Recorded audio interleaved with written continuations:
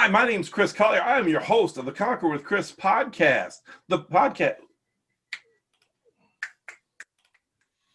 Done messed up my line. I have one line, the whole show. I can't even get it right. Hi, my name's Chris Collier. I'm your host of the podcast, Conquer with Chris, the podcast you don't want to miss. I have a very mighty guest today. Today I have Mighty Pete. Welcome to the show, Mighty Pete. Well, thank you. Thank you for having me. And it's an absolute pleasure to be here. So thank you for having me on, Chris. Oh, it's my pleasure. So, Mighty Pete, let's let the people know like who you are, kind of where you're from, kind of what you're about, a little bit, just a little bit. Sure. So my name is Mighty Pete, also known as Pete Launton. I am a podcaster, author, TEDx speaker, father, mentor, coach, and property investor. I think is probably the quickest summary I can give you in 2 or 3 lines. That's wonderful. So let's hear a little bit about your story. How'd you get started in becoming a podcaster, TEDx speaker, author? We know how the fatherhood thing started. Let's not go there, but let's talk about the entrepreneurial stuff. Well, funny. I mean, I've always been entrepreneurial. It's been in my family, but it's kind of something that's always been in my background, if you like. And so I'm now 41 years of age. And at 37 and a half years of age, I got to what I call my sort of midlife crisis, if you like. I now call it my midlife opportunity because I believe from great overwhelm comes great change. And it was at that point in my life when it was the tail end of depression. We had a young child. We had just lost a business, and I kind of liken it to like a fishing rod. It's like who I was would be the handle of the fishing rod, and who I was the top of the fishing rod, if you like, and flopping around, and it was just totally disconnected, and yet the true me was the handle, and it's just I just didn't know who I was, and that's the time in your life when you're a couple of years into your mortgage. People are saying now that you're a dad and you should know, you're supposed to be sensible, you're supposed to be organized, you're supposed to have supposed to have all your stuff together, right? And I felt lost. I was all over the show. And people say, what do you want? It's like, I don't know. You tell me. What are we doing? I don't know. And like I say, at that point, it was a pretty dark place. And it all pretty much hinged on one particular evening, 2 days before Christmas. And I found myself sitting on the edge of my bed one night, just rocking backwards and forwards in pain, absolute pain.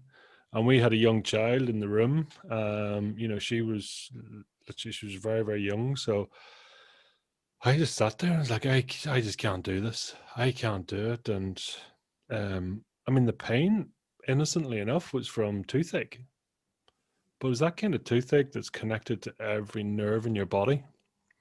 And whilst it was toothache, it was also an amazing metaphor for everything that was going on in my life.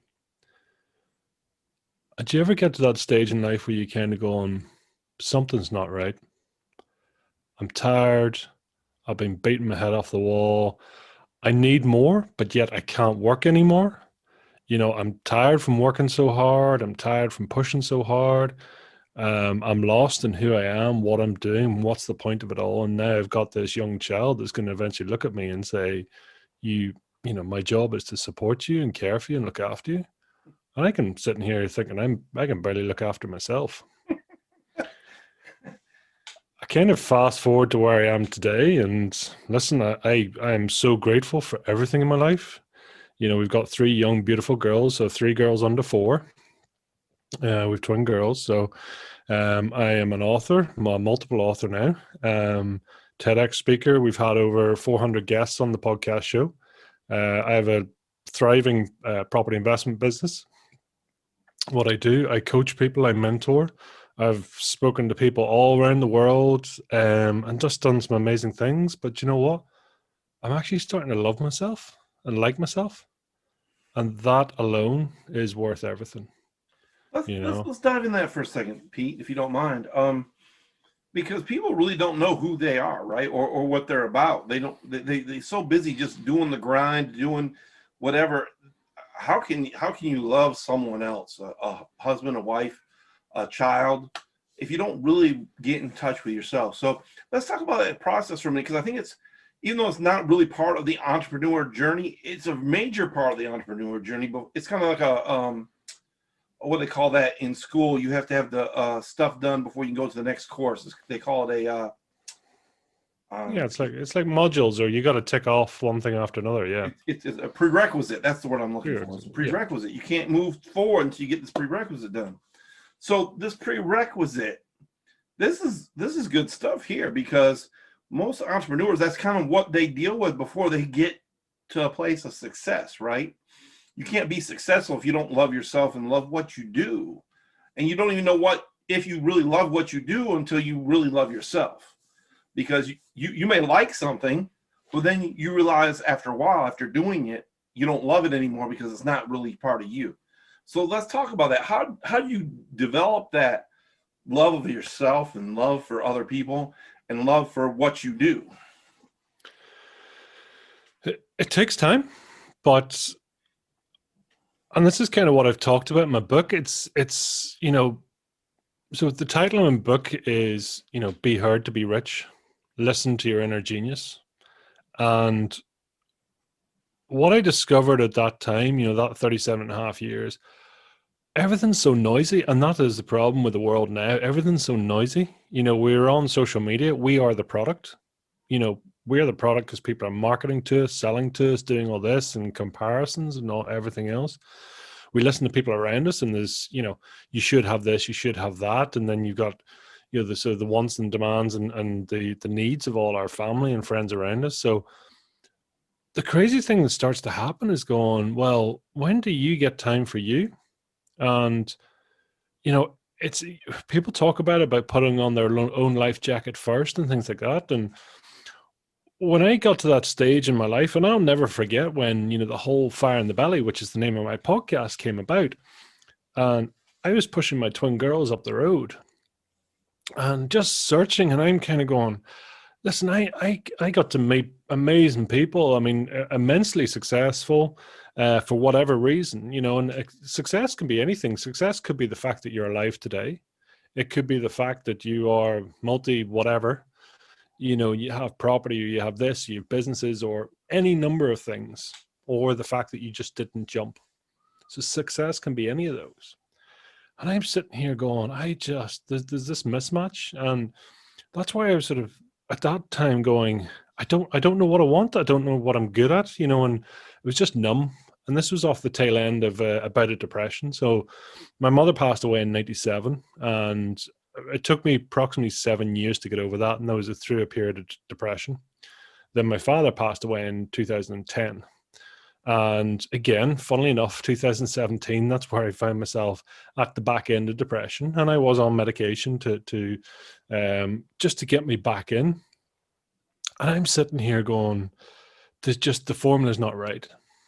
So that's the when I start asking the questions, going, what am I doing wrong? Or what are these other people doing right?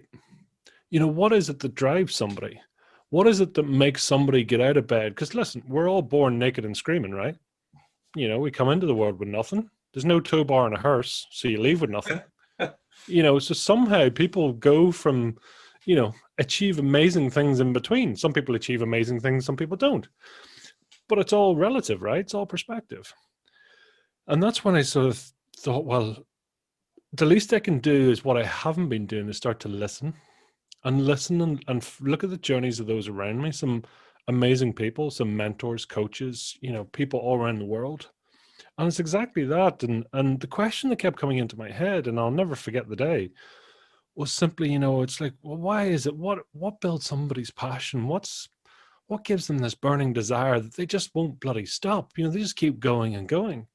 What is this fire in the belly, or this gut instinct, or whatever? And it's kind of, fire in the belly. What gives someone fire in the belly and this passion and all this? And I just kept coming back to this fire in the belly. Fire in the belly, it's kind of a weird term, right? But it's also universally known. If you say to someone, it's like, well, maybe you have heard the term, or I don't know the term, but it's non-racial, it's non-geographical. It's just like, if you got fire in your belly, and you can say it to anyone. But suddenly what happens when you start talking about a person's passion or their fire in the belly, suddenly you notice the ear, the smiles are going ear to ear, big smiles. They're suddenly the higher energy. They're suddenly talking louder. They're talking more energetically. And they're sitting there going, this is my passion. And it could be anything. God knows. I have spoken to people with passions about cars, tea cozies, speaking on stage, the fact that they're alive today, speaking to sharks, sex therapists, everything in bizarre. And it's like, and their energy's here. They're really passionate. So in my journey to try and find my passion, I've gone for the sort of numb, and I kind of describe it's a bit like, depression is it's a funny thing, but it's a bit like massaging a jellyfish. You kind of go, well, what's the point? Because it's got no spine. It's just kind of, you're just going through the motions of life. You're just doing your thing. And, and this thing that kept coming back into my mind is like, well, what if? Okay, so I've got, strictly speaking, or statistically, I'm kind of coming up to the midpoint of my life. And I've done okay, listen, property and one thing and another, and I've worked bloody hard. But the question was, if I was to repeat the second half of my life the same way I applied my first half, would I be happy with that? And I got to say, well, listen, I'm grateful for everything I have, and I know it will continue to be great. But when someone asks you the questions like, are you capable of more? I could only answer is yes. I think I am. I know I am. And so then I started saying, well, what if? What if I just asked the question? What if I just spoke to somebody and asked what they did? What if I spoke to anyone? What if I just started to read a book, do something, try something? And that's really kind of what happened is through that time, I started to learn how I learn because I didn't know, which sounds strange because I then since then discovered that I'm dyslexic and ADHD. I've gone through, I've listened to now well over 200 books. I listen to something every night. I have 3 reading groups every day. I would interview, like I say, we've interviewed well over 400 people, done crazy things. And what I found, my passion is actually the Fire in the Belly project, is when I speak to people and they talk about their passion. But I love to answer questions, and those questions quite often you can see if you hit the right question, people will just open up like a rosebud, and they'll suddenly go, my goodness, if you hit my passion project, I will talk and talk and talk, and they just go, this is my thing. And they'll be enthusiastic and they're giving off energy. There's no restriction. They'll listen, time is no object. They will talk and talk, no problem at all. And I'm kind of going, wouldn't it be amazing to do that? And I get a very weird view in life because probably about 60 to 70% of my guests live with fire in the belly, live with a passion. They understand themselves and all the rest. There is a percentage that don't. And we, about 30 to 40% of our shows don't go live for various reasons, but mainly it's because they can't ask that question. It's like, do you like yourself? And do you love yourself? And quite often when they can't answer that question, that's the time when quite often the interviews won't go live, because especially in a longer interview, when that passion's not there, certainly not the passion for yourself, that want to be good, that want to get up in the morning. I know now from sitting on the side of my bed, and I had to put 2 feet on the ground. I had to lean forward and stand up and say, listen, you are in a bad place, but from that great overwhelm has to come great change. It's down to me. Yeah, let me just interject. I think that's a great thought. I want to just say that for some of those people, there's probably just some disconnect. Like, they might have their passion, they might know it, they might not have actually drilled into it, but they may have obligations and they might have a job they still go to.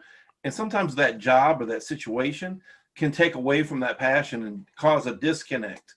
Because I know from experience, I'm a vocational, I work for myself and I work for a job. And sometimes I get so beat down at the job, I come home and there's just hardly anything left in the tank because I've done work for someone else. So sometimes it's hard to keep that passion going because you got beat down at work or at home or whatever the case may be. But the passion will still come through if someone hits it, like you said, and you can't help but open up like a rose. That's a good metaphor. So let's reverse engineer this. Let's say you're talking to one of these people who have a passion, or they're thinking about something that they're passionate about, and they haven't been able to tap into it the way they wanted to, or they've got a job that, requires some attention, hours, whatever. And they just can't quite get to that place where they're doing it full time. How do you talk to that person? What do you say to that person to help get their head straight? One thing I've learned here is to be of service. That's the one common thing, time and time again. I kind of, any of my clients and people I speak to ultimately end up giving up or losing their job, because my background is business and business systems, if you like, and that's kind of what I do.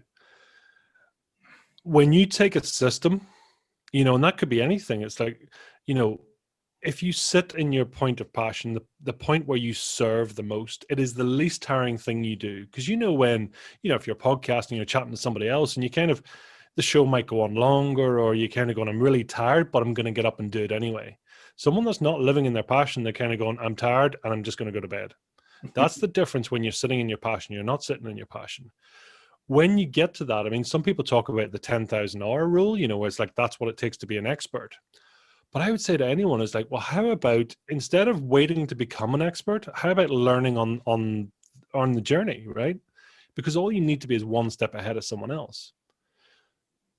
Things will happen in due time if you can be of service. So the words that you have, if they can be of service to somebody else, then the next thing is saying, well, what I need to be is smarter. So, I mean, I love the fact that I know with any of our podcasts, I will repurpose that in anywhere between 10 and 100 different ways. So that 1 hour or 2 hours of content becomes like anywhere from 10 to 100 hours of content. And that's through everything from transcription to different social media platforms to membership sites, things like that. So if you cannot find a way to multiply your output for the same input, you will always work for money. The second thing is if you can't find a way to actually earn money while you sleep, you will always work for money. You will have to do it. You're tied to the job. You don't turn up, you don't get paid. So it's little things like that. When you start to get into your passion, it's your absolute duty to live in your passion, your joy. That's your calling. That's your thing. And that's when you will be the best person, the best version of you. So stick to that rather than trying to be, whether it's be multiple jobs or I have to do this. I mean, I call it the love but, and it's like, I would love to do this, but I have to pay the mortgage. I'd love to do this, but I missed a year in school. I'd love to do this, but whatever, excuse. And listen, I get it. Life is busy. I really do get it. And that's not to take away from people. But I'm saying if you put as much pressure and as much, opportunity, because pressure's for diamonds, right? The more pressure you apply, you create diamonds. The more pressure you put on the things that you love, then ultimately, it's not that you try and get rid of the excuses or try and get rid of the things that hold you back. They just fade away. You focus on the things you love, the passion, and ultimately then that gives off the energy which will attract people. Some people, listen, if you're into the law of attraction, The Secret and Bob Proctor and all these things, I mean, that is what it's all about as well. But, when you speak to anyone who's enthusiastic, you're just attracted to them. You're kind of going, I mean, I've got excited about things that have nothing to do with me. One guy had a bulldozer company and he was so passionate. I came off the call and was like, I love bulldozers. I love demolition. It's like, hold on, it's not my company. Step back, Well, I think me and you are similar in that way. We're both kind of empathetic, like we pick up on other people's emotions and we get charged from it, right? That's what makes us good podcasters. We're good facilitators. We're good. But sometimes, just to be honest, and maybe you'll blast me for this, but sometimes before I get on a podcast, I'm like, oh gosh, I got to get on a podcast. But then once I start doing it, it's like, woo, yeah, let's go. It's the best thing ever, right? And that's the old you fighting the new you, right? That's the old you, the one that has the job, the one that has the mortgage. Not to say the new one doesn't have the mortgage, but it doesn't focus on the mortgage. And listen, it's whenever you're not sure, anyone's sitting there passion, all the other stuff, it's kind of going, yeah, I've got this problem, but I'm going to find a way. It's like, because it becomes your non-negotiable. If you want to podcast more, and this is the one thing I kind of go, people say, right, well, I know even my podcast, so we put out 3 a week, and I'm already saying we're going up to 5 a week. And people going 5 a week, and our stuff is not short. We're like anywhere between 1 to 2 hours per interview. But I do 10 interviews typically a week. People going, that's crazy shit, man. It's like there's loads there, but I'm kind of going, yeah, but that's my passion. And then, people saying, well, that's kind of too much for the podcast. It's like, well, let's find a different way. So then we put it out onto the YouTube channel. Then we put it out on all these different things. It's kind of going, I'm not going to stick to local social conformities, because same way it's like, I listen to a book. I literally every night when I get into bed, headphones on. I'm typically a meditation app, and then I'm straight into reading a book. Is it going in? I don't know. But all I know is like only 5%, the bit that's talking to you is like 5%, and not even 5% of my brain power. There's 95% sitting back in there. And as you say, it's the empathic part of us. It's the intuitive part of us. I mean, I would now say I'm getting pretty intuitive, reading language, seeing things, holding the energy, or even just closing my eyes and going, do you know what? I'm getting something off here. Because when you interview someone, you kind of go, something's not quite right. This guy's holding back, or something's going on here. And in the coaching environment, I call it. I mean, I'm sort of going, I'm really going to call bullshit here, because I think you're holding yourself back and you've just given me a load of excuses. And I love pulling apart language, because there's parts of us, and people don't mean to do it, but I don't care what age you are, still we go back to when we were a child, and, and people use language like, I would like to do this, or, part of me wants to do this, or myself, if I was doing something else, we would do this. It's kind of going, hold on, you're talking about yourself, and yet you've referred to yourself in up to 9 or 10 different ways. It's kind of going, what's that all about? And that's what we do. We self-protect ourselves. Part of us, the part of us that wanted to be the ballet dancer or the bulldozer driver, whatever, because you say, I know, and what did you want to do when you grew up? And they had a dream and they can still remember it. You ask them, what did you want to do when I grew up? I want to be a pilot. I want to be this. I want to be that. And yet that bit's been locked away, and it's like, don't be silly, and you haven't got enough money, or you haven't got the education, or you're not smart enough.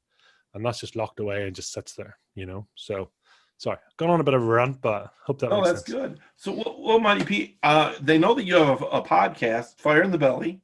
How can people find you if they're looking for you, and what do you offer people if they find you? Mixture. So mightypete.com, really simple.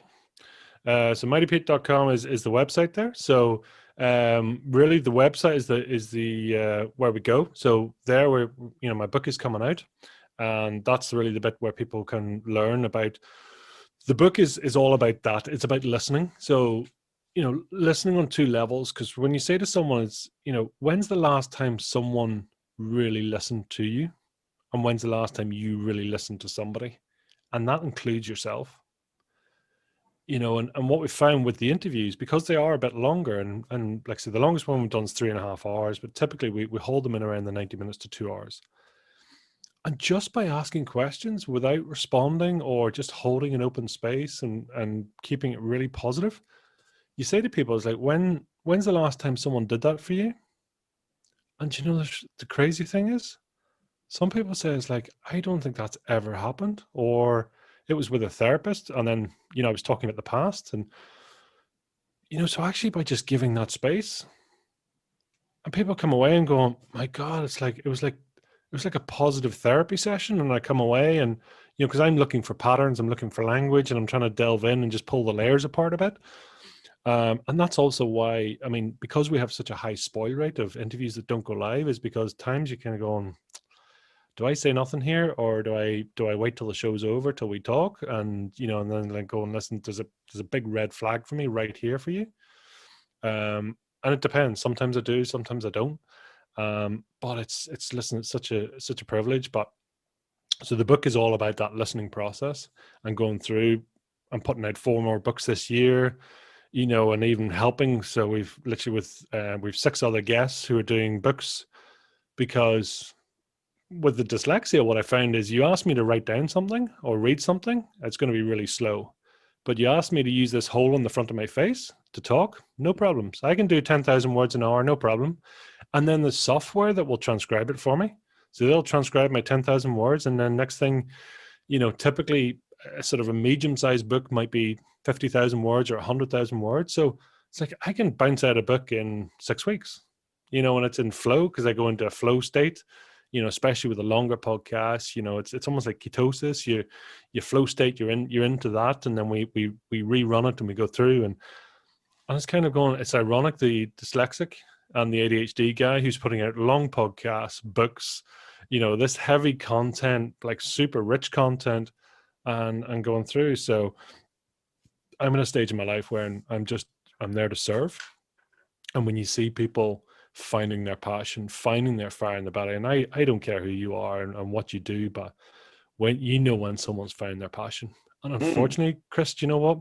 It's scary, the number of people in the world that never find it or never actually have the courage to actually go and live it and find out, and dying with a dream has got to be one of the hardest things, I would imagine.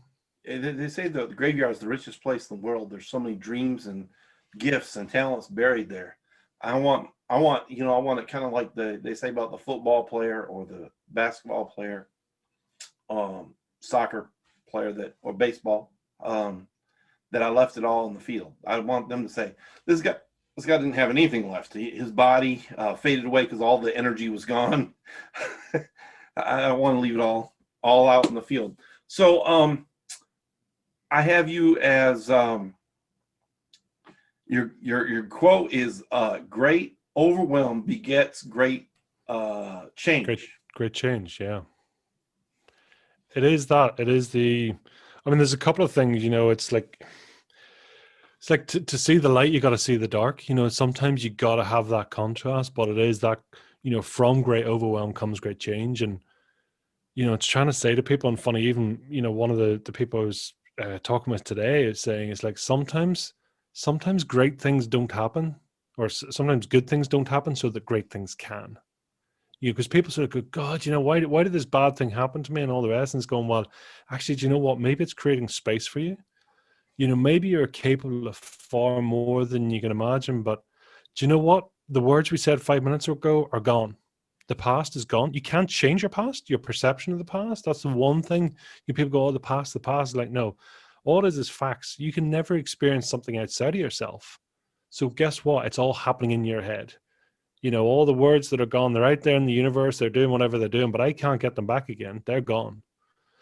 And it's all about a case of going, really sort of, you choose. When you get to that point of great overwhelm, what are you going to choose? Are you going to choose to do something more? What if you just said yes? What if you took 14.4 minutes every day, 1% of your day, to do something new? It might be read a book. It might be make a phone call, send an email, sit on a webinar, listen to the podcast, do something that just kind of goes, do you know what? If I changed one thing, 1% of the day, 14.4 minutes, that's a 3,800% change every year when you compound that. It's huge, absolutely huge. People say, oh, it's too hard to change. 14.4 minutes. Really? It's all in your mind. Well, any last words you want to leave people with, Pete? Honestly, just go be mighty. Be the mightiest version of you, please. Do it for you. Do it for everyone around you. Do it for your family, but most of it, do it for yourself. Listen, we're all going to die. We're all going that way eventually. What do you want to do? Go out with a bang and saying, I tried it all and I did it all? Or do you want to say, yeah, as you say, leave the dreams in the graveyard? Please, just go be mighty. Be the best version of you. I want to thank my guest, Mighty Pete, for being on today. I want to thank each of you for watching or listening, depending on what platform you're on. Thank you so much. Please like, subscribe, and share. Thank you so much. Have a great day.